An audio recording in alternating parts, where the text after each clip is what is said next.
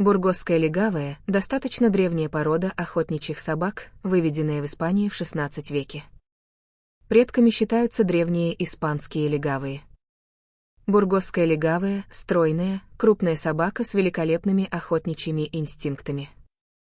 Рост в холке 67 см, весит 32 кг. Имеет крепкое, несколько приземистое сложение, что отличает ее от многих других пород легавых. Голова крупная, относительно размеров корпуса, удлиненной формы. Морда короткая, не заостренная. Глаза овальные, глубоко посаженные. Уши длинные, тонкие, образуют складки висячие.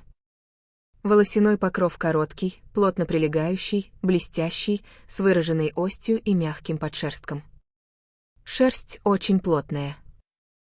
Окрас кофейный или кофейно-пегий с крапом. Цвета смешаны неравномерно и могут иметь мраморный оттенок. Встречается четко очерченное белое пятно на лбу и ушках. Собака отличается спокойным нравом и уравновешенностью в поведении. Эти собаки – большие трудяги, готовые работать при самых сложных условиях охоты. Бургосская легавая очень предана своему хозяину и к остальным членам семьи относится тоже с любовью. Любит детей. Они никогда не проявляют агрессию, даже если охотятся на дичь. Единственная ситуация, когда они могут проявить агрессивную стойку, это вторжение незнакомцев или какая-либо угроза близким людям. Продолжительность жизни – около 12-14 лет.